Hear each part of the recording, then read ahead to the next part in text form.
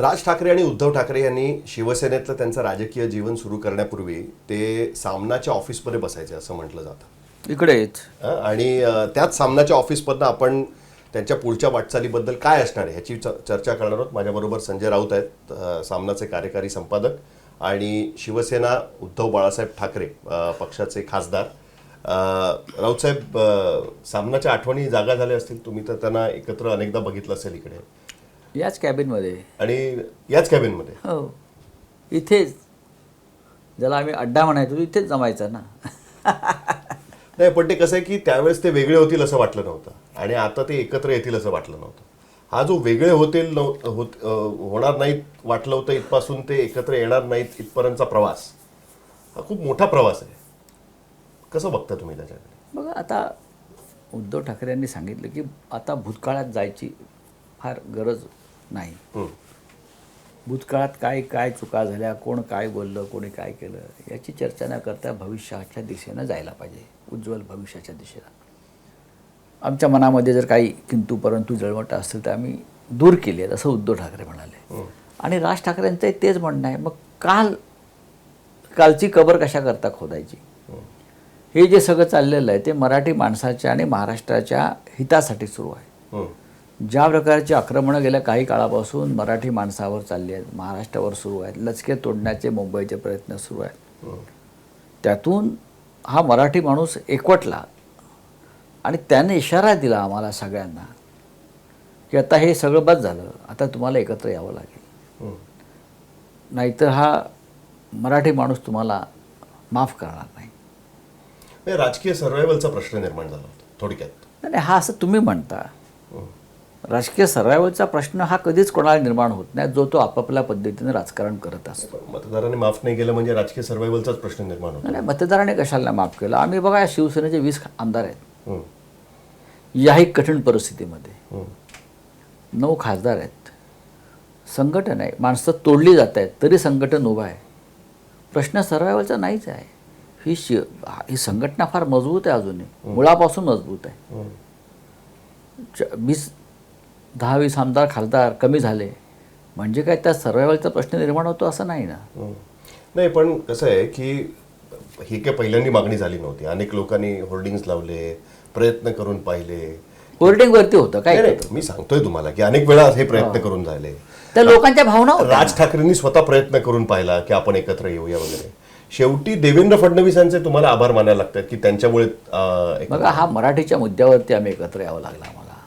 ज्या पद्धतीनं देवेंद्र फडणवीस यांनी मराठीचा खून करण्याचा प्रयत्न केला, मराठीवरती एक वेगळी भाषा लादण्याचा प्रयत्न केला महाराष्ट्रामध्ये, ज्या पद्धतीनं ही मुंबई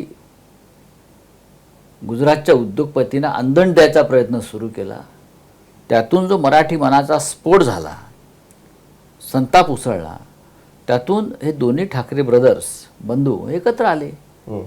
त्याच्यासाठी सुद्धा अनेक दिवस प्रयत्न झाले, बोलणी झाली, संवाद साधला गेला, संवाद वाढला, असे अनेक प्रक्रियेतून जावं लागलं आजच्या दिवसासाठी. पण तो जी आर तर मागे घेतला ना, आता तो प्रश्न संपला. जी आर जरी मागे घेतला असला तरी संकट कायम आहे ना.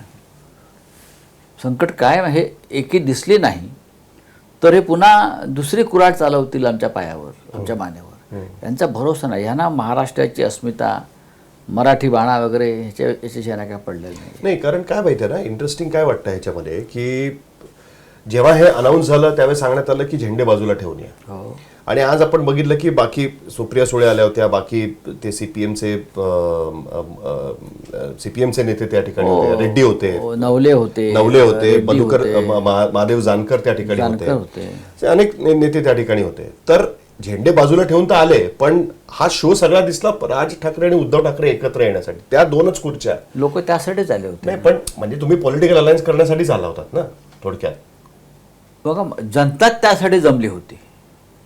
मी असं म्हणतोय की जी विराट जनतेचं स्वरूप आज दिसलं महाराष्ट्राला, लोक नाचत होती, लोक आनंदाने सगळे उत्साहात सगळे करत होते आज बँडच्या तालावरती. हा उत्साह कोणासाठी होता? हा उत्साह उद्धव व राज ठाकरे मंचावरती एकत्र आले, त्यांनी एकमेकांना मिठी मारली यासाठी, हे पाहण्यासाठी, हे दृश्य डोळ्यात साठवण्यासाठी आले होते ना. बाहेर हजारो लोक उभे होते, जमले होते. त्याच्यामुळे हा त्यांचा शो होता. पण तरी सुद्धा प्रश्न हा राहतोच ना की मग ह्याच्या पुढे काय. कारण उद्धव ठाकरे तर म्हणालेत की आम्ही एकत्र आलो एकत्र राहण्यासाठी म्हणून. राज ठाकरेंनी आजच्या भाषणामध्ये अजून तरी तसं काही हिंट केलेलं बघायला मिळत नाही. त्यांनी फक्त एवढंच दाखवलं की बघा आम्ही एकत्र आलो तर काय होऊ शकतं. त्याच्याबद्दल अजून काही बोललेले नाही आहेत. उद्धव ठाकरे त्यांचे मोठे भाऊ आहेत. मोठ्या भावाचा सन्मान ठाकरे कुटुंबात राखला जातो. त्याच्यावेळी ते मोठ्या भावाने जे सांगितलं आहे त्याला ते मान्यता देतील. पण त्यांचं काय बोलणं सुरू आहे नाही आहे काय. कारण शेवटी कसं आहे ना सीट शेअरिंग झालं पाहिजे ना. तुम्ही महाविकास आघाडीच्या वेळेस सगळीकडे होतात किती त्यावेळेस डोकेदुखी. कारण त्याच्यामध्ये मग परत 3 दिवसाचं सरकार बनलं. अजितदादा नाराज झाले मधल्या काळात. मग ह्यांनी 12 सीट घ्यायच्या की त्यांनी 15 सीट घ्यायच्या. आणि इथे तर कसं आहे की दोघांचा प्रभाव क्षेत्र एकच आहे. ज्या भागातनं उभे राहतात ते म्हणतील आम्हाला पण विनिंग सीट हवे. तर ह्या सगळ्या कॉम्बिनेशनमध्ये पण फरक पडतो ना. देऊ ना विनिंग सीट त्यांना. अजिबात मीडियाला चिंता करण्याचं कारण नाही. कारण चिंता आमच्यापेक्षा तुम्हाला असली पाहिजे. आम्हाला अजिबात चिंता नाही. आम्हाला दिसते चेहऱ्यावर चिंता. तुम्ही इतके दिवस मला पाहते ही प्रक्रिया सुरू आहे. कोणाच्याही चेहऱ्यावरती चिंता नाही, द्वेष नाही, द्वेष नाही. बरं का. सगळं सुरळीत चालल्याची भावना आहे. आणि राजकारणामध्ये निवडणुका लढताना प्रत्येकाला जिंकावं असं वाटणारच ना. न जिंकण्यासाठी कोणी युतीमध्ये किंवा अलायन्समध्ये येत नाही. हां, अशा वेळेला मनसेच्या बरोबर जेव्हा आमची चर्चा होईल तेव्हा हे सगळे विषय चर्चेला आहेत. किंबहुना झालेही असतील ना चर्चा याच्यावरती. याच्यामध्ये संजय राऊत नाही आहे त्यावेळेस चर्चांमध्ये. असं आहे की संजय राऊत कदाचित नसतील या चर्चेत. कारण महानगरपालिका हे माझे क्षेत्र नाही आहे. कारण तुमची नाशिकची वेगळीच लढाई सुरू आहे. नाही, महाराष्ट्रातच लढाई आहे. महानगरपालिका आता हे या सगळ्या प्रक्रियेमध्ये मी होतोच की आजपर्यंतच्या. पण महानगरपालिका किंवा स्थानिक स्वराज्य संस्था ही एक जटिल प्रक्रिया आहे निवडणुकीतली. ती विधानसभा आणि लोकसभेपेक्षा कठीण आहे.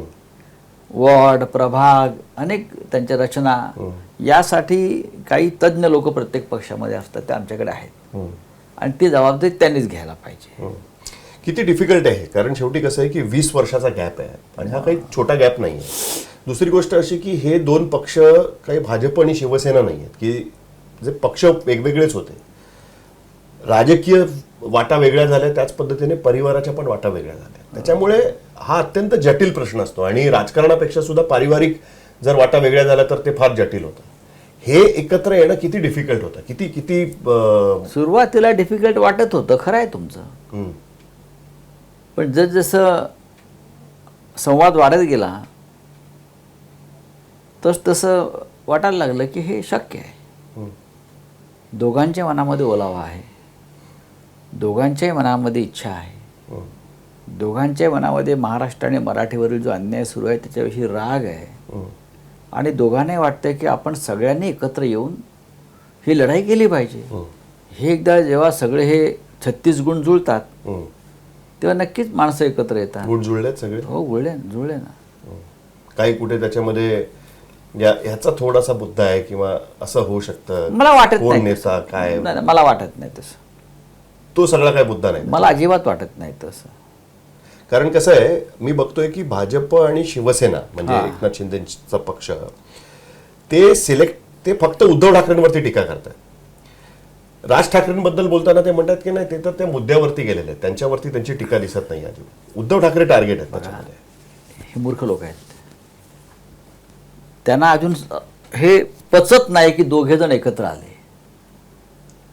आता उद्धव ठाकरे व राज ठाकरे मराठीच्या मुद्द्यावर एकत्र आले. 5 तारखेला त्यांचे स्वतंत्र म्हणजे 5 आणि 7 तारखेला त्यांचे स्वतंत्र मोर्चे निघणार होते एकाच विषयावरती. तेव्हा हे का नाही बोलले. पण जेव्हा एकत्र आले तेव्हा त्यांनी ही एक स्ट्रॅटेजिकल अशी एक धोरण त्यांनी आखलं की एकावरती हल्ला करायचा, एकाला गोंधळायचा. बघा हे जे त्या शाळेत जे राजकारण जे शिकता येत नाही त्याच्यात आम्ही हेडमास्टरी केलेली आहे. हे धंदे करून आम्ही जुने झालो सगळे. आता ते काय जे चाललंय ना त्यांचं हे असं मग राज ठाकरे असे मग उद्धव ठाकरे तसे झालं. आता राज्याच्या जनतेला माहिती आहे काय आहे ते. उगा तुमचं कशाला तुम्ही आता अज्ञान पाजळत आहे.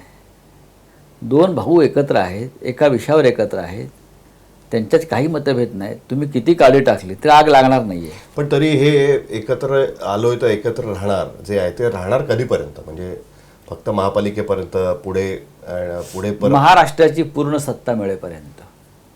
म्हणजे अगदी विधानसभा वगैरे सगळं महाराष्ट्राची पूर्ण सत्ता ताब्यात घेईपर्यंत. राजकारणात म्हणतात की ज्या शिडीने आपण वर चढून जातो ती शिडी पाडून टाकायची असते. नाही, तर असं आता महाविकास आघाडीची शिडी तुम्ही पाडून टाकली आहे. काँग्रेस बिंग्रेस वगैरे हे सगळे आम्ही या क्षणी महाविकास आघाडीमध्ये आहोत. महाविकास आघाडी किंवा इंडिया ब्लॉक अजिबात तुटलेला नाही. तुटण्याची शक्यता मला अजिबात दिसत नाही. तसं नाही, तुम्ही आणि राज ठाकरे एकत्र आला तर जागा कुठे पण महाराष्ट्रासारख्या राज्यामध्ये हे जे बसलेले आहेत सगळे लोक भयंकर पद्धतीनं काम करतात अघोरी पद्धतीनं, त्यांचा पराभव करण्यासाठी अजून एक फोर्स आम्हाला मिळणार असेल, आमच्याबरोबर येणार असेल, नाही, पण- तर त्या फोर्सचं स्वागत केलं पाहिजे. राऊत साहेब तुम्ही स्वागत करा. तुम्ही बघितलं प्रकाश आंबेडकरांच्या बाबतीत काय झालं. तुम्ही स्वागत केलं, अलायन्स घोषणा केली, पण ते आलेच नाहीत ना शेवटपर्यंत. आता राज ठाकरेंबरोबर तुमचं हे चाललंय, अजून अलायन्सची घोषणा व्हायचीच आहे, पॉलिटिकल अलायन्सची. पण त्याच्यामध्ये काँग्रेस, सुप्रिया सुळे तिकडे होते, आता आपण पकडूया की चला सुप्रिया सुळेंचा पाठिंबा असेल किंवा एनसीपी शरद पवार यांचा पाठिंबा असेल. काँग्रेसचं काय? काँग्रेस तर राज ठाकरेंच्या भूमिकेला आता काँग्रेसची चर्चा तुम्ही तर जाऊन करणार नाही ना, आम्हाला आम्हीच हेच म्हणूनच करणार. विचारतोय आम्ही मी. करू ना, काँग्रेसचं काय? करू ना चर्चा. तुम्हाला काय वाटतं काँग्रेसची चर्चा होत नाही का? माझं कालही प्रांताध्यक्ष हर्षवर्धन सकपाळ यांच्याशी चर्चा झाली. आज सकाळी पण झाली त्यांच्या नेत्यांशी चर्चा. दिल्लीत ती चर्चा होत असते. राहुल गांधी सुद्धा इकडून माहिती घेत असतात आमच्याकडून, क्या हो रहा है, क्या होगा, कैसा होगा. प्रत्येकाला राजकारणामध्ये आपापले विषय आणि विचार मांडत असतात, भूमिका ठरवत असतात ना, तशा करू ना आम्ही. सामनाची उद्याची हेडलाईन काय असणार आहे राऊत साहेब, आज सांगून टाका. आता मला थोडा वेळ मिळाला शांतपणे की मी हेडलाईन ठरवीन. ठीक आहे. आजची घोषणा उद्धव ठाकरेंची होती, मराठीसाठी एकत्र आलो आणि एकत्र राहणार, ही त्यांची घोषणा होती. एकत्र तर आलेले आहेत, एकत्र राहणार कधीपर्यंत या प्रश्नाचं उत्तर अजून मिळायचं. राऊत साहेब म्हणतात की महाराष्ट्रामध्ये विधानसभेमध्ये सत्ता येईपर्यंत तरी ते एकत्र राहणार असं त्यांनी सांगितलेलं आहे. बघूया आता हे राजकारण कुठे जातं. पण राऊत साहेब तुम्ही वेळात वेळ काढून, मला माहिती आहे की तुम्हाला सामनाची हेडलाईन ठरवायची असेल, पण तरी वेळात वेळ काढून तुम्ही आमच्याशी बोललात त्याच्याबद्दल तुमचे मनापासून आभार. धन्यवाद. धन्यवाद.